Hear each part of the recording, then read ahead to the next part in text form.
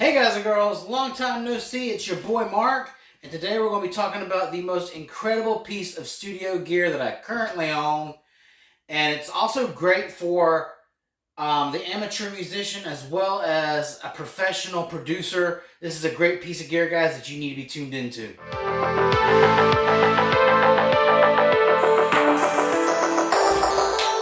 It has been entirely too long since I've been here. I do apologize about the lack of content and activity on the channel. As you guys know, I stay pretty busy and also stay pretty tired. But here recently, just about a week and a half ago, I had surgery on my left ankle due to complications from arthritis. And during the operation, after the operation rather, I found out that I had significant damage to the tissue lining around my ankle. So they had to really remove most of that tissue lining. And then they also found there was a large tear. Say this is my foot. There's a large tear in the cartilage right around here. So they had to cut off a lot of that cartilage that was there and then kind of sand it down to a smooth edge. So I can finally move again. I'm not really walking full speed or without the assistance of a cane, but I am getting around a little more. So while I can get around some, I want to spend some time with you guys, get some videos back up on here, and let you guys know about this incredible piece of gear that I have. This is the PreSonus Faderport 16. I bought this back in September of 2022 to replace my Tascam Model 12. If you guys haven't seen my videos on the Tascam Model 12, I'll have cards somewhere floating around here for you guys to check them out. That was my first venture into getting outboard equipment because, unlike a lot of people, I don't like what's considered laptop metal or laptop music because trying to control all your channels and all your tracks and your effects with a click of a mouse is sometimes, it doesn't give you the precision and control that an outboard system would have. And I was used to, having outboard systems before I moved to a computer interface. I used to have the best piece of equipment before my PreSonus unit over here was a Tascam DP2424 track. It was a standalone unit with all the knobs, compressors, faders, and stuff like that. And it was an incredible piece of gear. So I had been used to working with something a lot like this. But when I started back making music again, I knew I needed to get a computer interface to make incredible sounding music. And an outboard system like that alone is not going to get you those sounds. But the Tascam Model 12, for a few different reasons, did not work out. I know some of it had to have been operator error on my end. But there was a lot of troubleshooting issues and a lot of known issues with the Tascam Model 12 not working with Studio One. And I could never get Studio One to recognize my Model 12 as an interface, only as an external device, which gave me super limited control, and I was very unhappy with it. But we're going to go over the layout of this machine, and then we're going to dive into how it works in a short overview. This thing is the real deal. Great for the at-home musician, amateur producer, or even anyone that has their own studio and knows the ins and outs of producing. This thing has it all. It's a Swiss Army knife. It has full recording controls as well as parameter editing on your plugins, full mixing and automation, and we're going to dive right into that. All right, so this is the big dog. This is the top of the line offering from PreSonus when it comes to their Faderport line of production controllers. There are two smaller versions. I believe there's an 8-track Faderport 8 and a single fader V2 version. I want to say the V2 goes for about like $200 or so, and I want to say the Faderport 8 goes for about $5 or $6. The Faderport 16, when I bought it, was going for about $1,000 new. But I got this used for like $600 on Reverb, so it was a steal and it works amazing. Another great thing, unlike the Tascam, no hate or disrespect to Tascam, but PreSonus will always work with Studio One because PreSonus is the creator of Studio One. So there are no compatibility issues or really no worries to anything not working. So this really solved a huge problem for me. So let's start at the top. Right here are your wonderful, beautiful 60 millimeter motorized faders. And I've never had a device with motorized faders. And this is so great because if you're working on multiple songs, the faders will automatically adjust to the levels you have set for each song. So if you're working back and forth between a couple, you don't have to worry about remixing your faders or realigning your faders. It does it for you, which is a blessing. And also, if you're writing automation, once you're done writing automation and you start playing it back, the faders will automatically adjust at those moments to boost those levels you're looking for and return them right back to where you want them after you're done. And that takes a lot of handwork out of mixing and producing. And also, what's killer about this is it has all the recording options you could ever really need, and it takes your hands off a computer keyboard and on this device like you're actually in a studio, which gives you so much more control. So the recording process can really start right over here. You can select your individual tracks. Each track has a select. You can arm it for recording, and then just hit the red record button right here. And it does everything for you, which is amazing. Each track has its own individual mute and solo functions, and you can clear all of them if you want to get rid of the solos. Boom, you're back to your regular mix. If you mute a few tracks and you don't feel like going all the way over here to unmute them, boom, right here. And then there's also something great as well. There's a track mode, which gives you your mix and all your faders and everything like that. But you can also edit plugins. I don't know if you can see that at the top, second button. But you can actually go into your plugins, whether you're using an amp sim, your compressors, your limiters. You can control all of that from this board right here. And it's so amazing. Here's your automation writing controls that I was telling you about. You can do all that from here.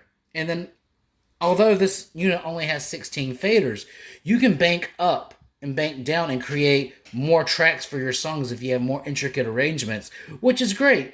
I mean, most of the time, 16 tracks is more than enough for me, but there's times where I do get progressive and record numerous layers, and if I ever need another set of faders, I can just bank up on the same song and create more channels, which is beautiful. It gives you the control, especially for me, it gives me the control that I never had and wish I did have.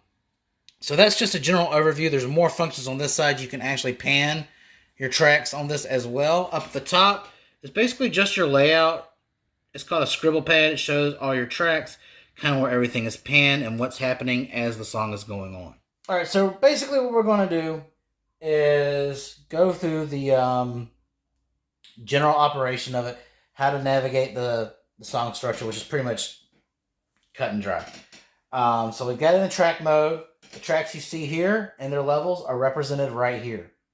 And if I was to go to another song like I was mentioning before, these faders would move automatically to where I have it set in Studio One on that particular project. So you don't lose any information in between songs. You don't have to worry about, oh my God, where did I put this last time? Or how do I match it up to -3 or whatever? It takes all that from you. So I want to play a quick section from something I was working on this week, a demo. I'm actually back into composing mode again, so hopefully the creative juices keep rolling. But here's a little something I was working on this week, just to show you the general navigation.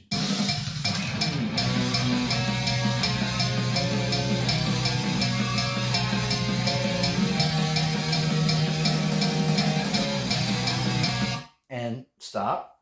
And if you double tap it, you go back to bar 1. So you don't have to reach for your keyboard. There are no loops currently in the song that I'm working on, but if there was a loop, this would activate the loop. When you hit play, it'll go straight to it. Pretty simple. This is your record button. And if you want to search through a different part of the song, let me move my camera up a little bit, just so you can see what actually happens here.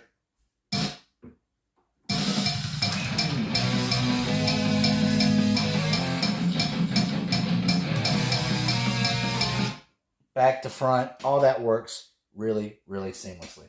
So that's the common sense portion of this. And notice that I did not have to move for my keyboard or get my mouse or any of the sort. That's still tucked away under here. And that's the beauty of it. So it really does bring back the memories of those old 24 tracks, outboard units, stuff like that. And I had missed that. So the big thing, one of the big things that I really wanted to learn, because I do produce music as well, is how to control automation.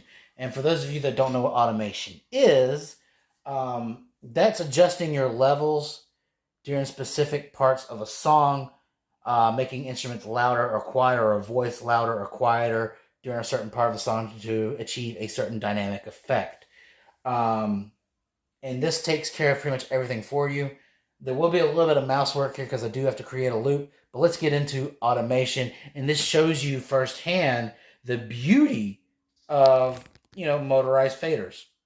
All right, so this is really one of the things I was most excited about because as someone who produces music, automation is super important, especially to gain extra emphasis in certain parts of songs. So what we're doing is we're still working with the same tune that you were hearing earlier, but I just kind of fast forwarded to one particular passage where there's a bass fill.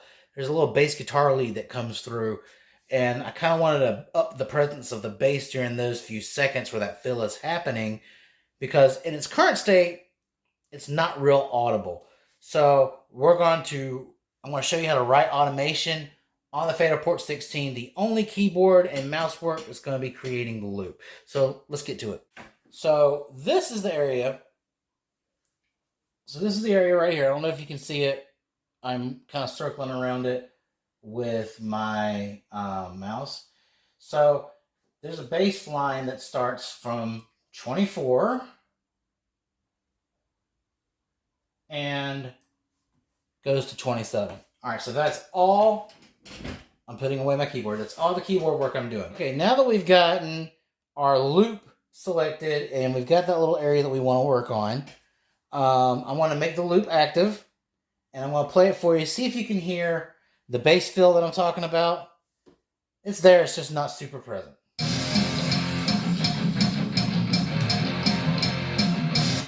All right, and that was it. Again, you should be able to hear some of it over the drums, but it needs a little more presence. It needs a little more balls. So here's what we're going to do. We are going to select tracks 6 and 7, because bass is always double tracked. And then we want to turn on automation. So let me select track 6. Oh, I've already got it selected. Okay. And I'm going to head over here to the automation control and hit right.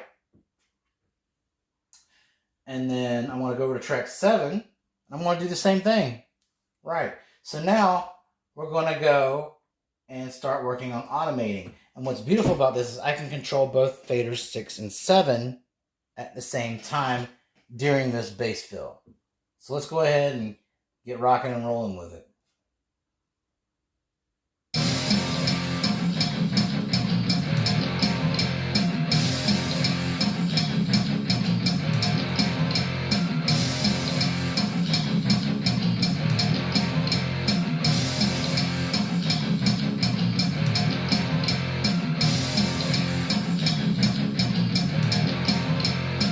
Now I can hear it.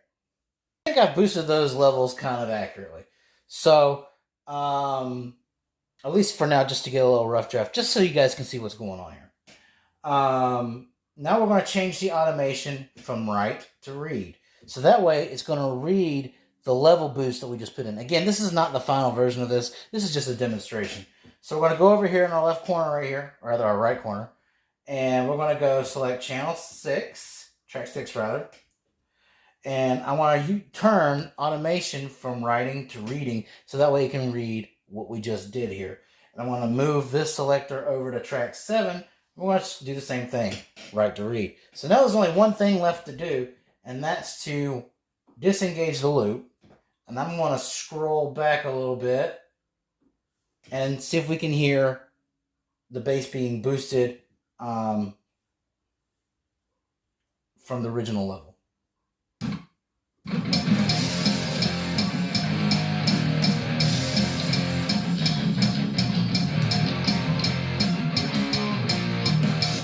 I don't know if you guys saw that, but the faders move in accordance to the level. And once it was done, it goes right back to where it was. Both of these are now back at -4 dB. So now that you know how to do that, you can create automations for your guitar solos, your vocals, any of the instruments you want to do. Okay, and for the last segment of this general overview of the Faderport 16 is one of the most exciting and honestly one of the most musical and useful parts of this amazing machine. And that's editing plugins. And that is super handy whenever you're songwriting, whenever you're tracking a demo, or whenever you're producing, going into full mixing and mastering. There is no plugin really that this thing can't touch. We're talking about limiters, compressors, even amp sims. And we're going to dive in and show you all that right now. All right, for this segment, we're going to start down here at the fader port and then move towards the screen so you guys can see how it looks when it's being manipulated in the DAW. All right, so the first thing I'm going to do, which I've already done, is select track 1, which is my left guitar channel, and I'm going to mute all the other instrument tracks.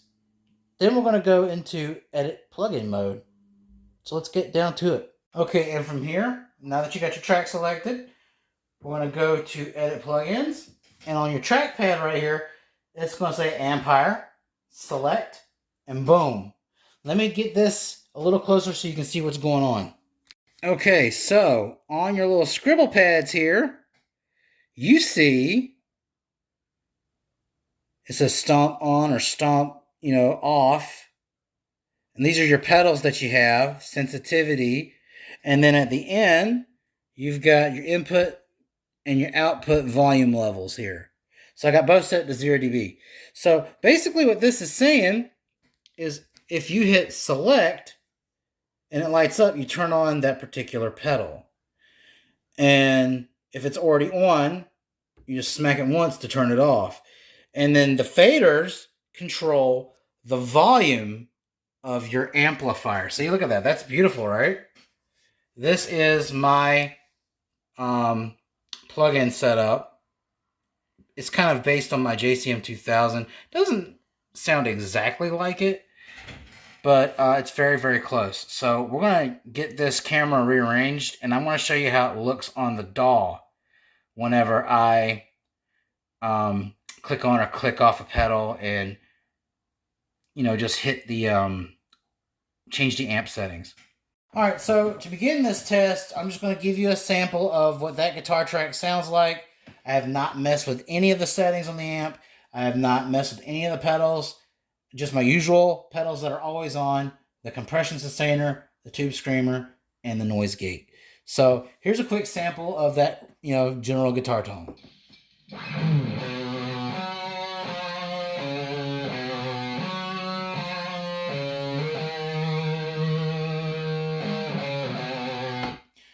Alright, so again, just pretty much a general heavy rock, hard rock tone.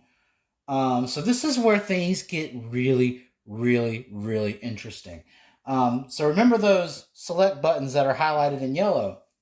And if the yellow is highlighted, that means the particular stomp box is on. I've got 7 stomp boxes in my, online pedal board here.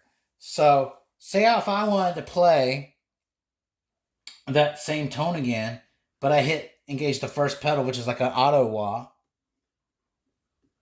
This is what we get. You hear that?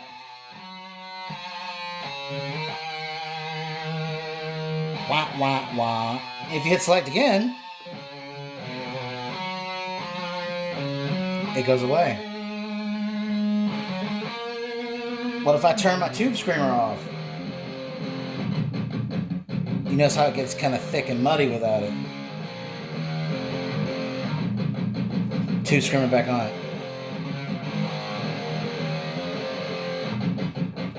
Alright, I just turned my compression sustainer off. It loses some of that body. If I wanted to be a complete gain freak, I just turned on my tube driver. But now I'm starting to mud out. So I can turn that off.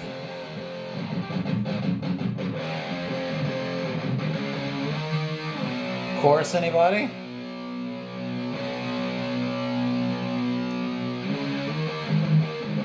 That sounds really good with the chorus.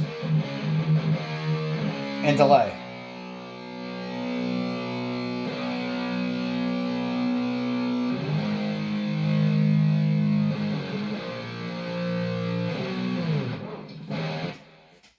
There you go. And then I can just turn the delay off. Simple. Easy peasy. So there you have it.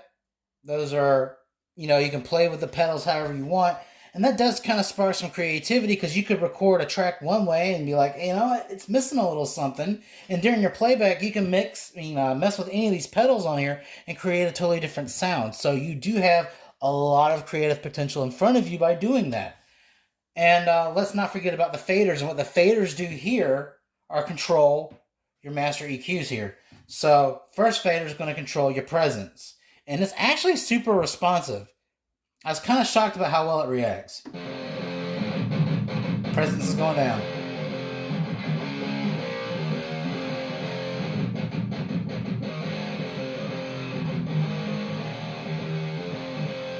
Now we're going to max it out.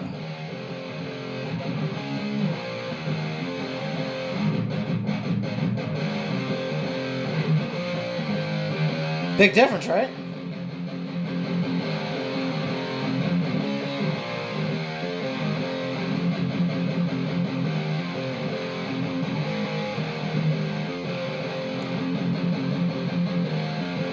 That's about where I had it.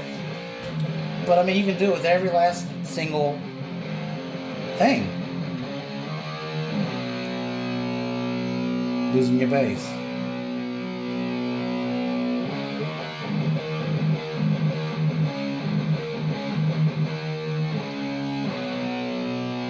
Diming your bass.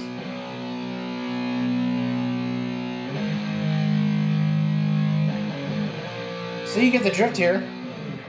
But you can also switch your sensitivity level.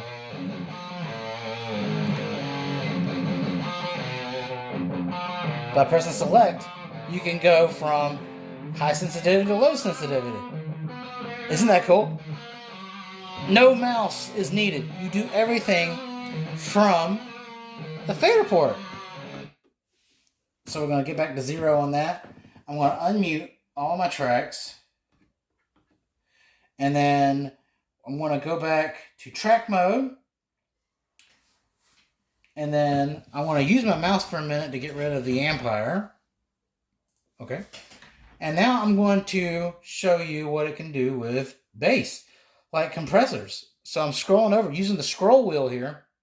Scrolling over. And we're just going to go select track 6. And then we're going to do the same thing. Edit plugins. Hit it again. Track 6. I have a compressor and a limiter on that bus. So we're going to select the compressor. Look at that. It just pops right up. I did not need a mouse. Everything is controlled. Don't believe me? Take a look down here.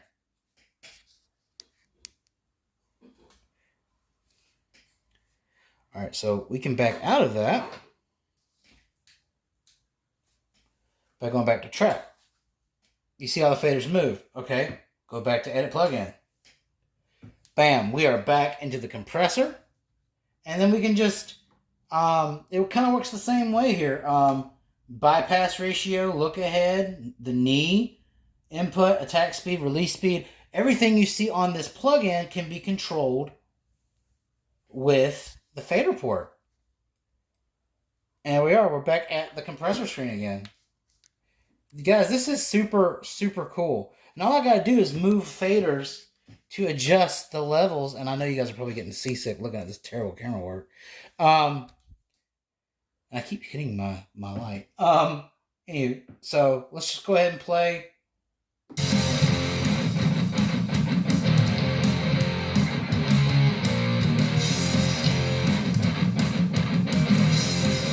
Zero dB threshold. Basically no compression. Or I can just squash the hell out of it. You don't even hear the bass anymore.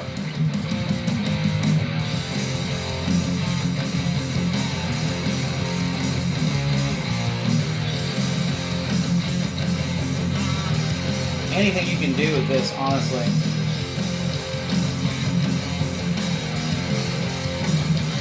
Increase the attack.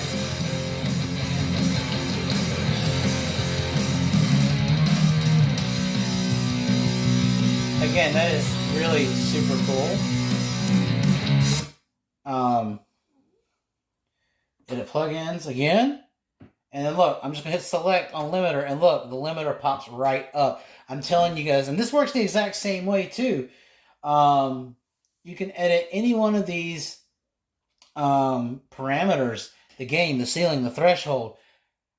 Really, all you really need to use a mouse for really is to select the type of limiting you want or the mode you want to go in. I mean, it really is a super versatile piece of equipment. I didn't realize just how much easier my life was about to get going into this. But it really did solve a lot of problems for me. Alright guys, that was just a general overview of the PreSonus Faderport 16 production controller. This thing can do so much more than what I just showed you. These are just a few of the features that I'm absolutely impressed by. This device is incredibly easy to use. It's super intuitive. Great for someone like me that doesn't have an excessive amount of time to do research and study. This is literally plug and play. Takes all my years of knowledge from outboard equipment, those old 24 tracks that I was telling you about. And then again, I've said this about PreSonus numerous times. Their program, the Studio One DAW, is intuitive.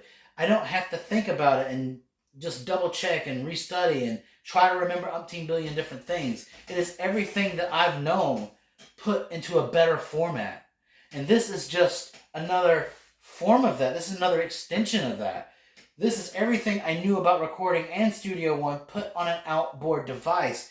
And this thing gives me more control than I imagined it would. So this is literally a Swiss Army knife of music production material, from recording to mixing to mastering, the whole 9 yards, everything you can do on this. And it really does take your hands off the keyboard and on a production controller, which is what I've been needing for so long. And I'm glad I got this. I wish I would have had it the whole time. This has made my life as an independent producer so much easier, and I'm still learning it. So as I'm learning more of the features of this, you can be guaranteed that there'll be more videos on this. I mean, guys, I would highly recommend the Faderport 16 to you. It is just a 10 out of 10. It probably doesn't even belong on a 10 scale. It's a 20 out of 10. And PreSonus didn't pay me to say that. However, if they want to, I will take their money and preach about them. I've never had a single bad thing to say about PreSonus since I started using them in 2018. They just continue to floor me with the amount of musician and producer-friendly features they put into not only their Studio One software, but into their hardware. I've never had a bad experience with them, and guys, you need one. Whether if you're just tracking demos at home, or if you're producing your band, or if you just want more control over what you're doing, this is never a bad thing. I love this, device. I wish I would have gotten it sooner. Again, that's just a general overview of how I've been using the Faderport 16. Questions, comments, critique, send them on down. Guys, I look forward to seeing you guys again very soon. I missed you all. Keep rocking and have a great week.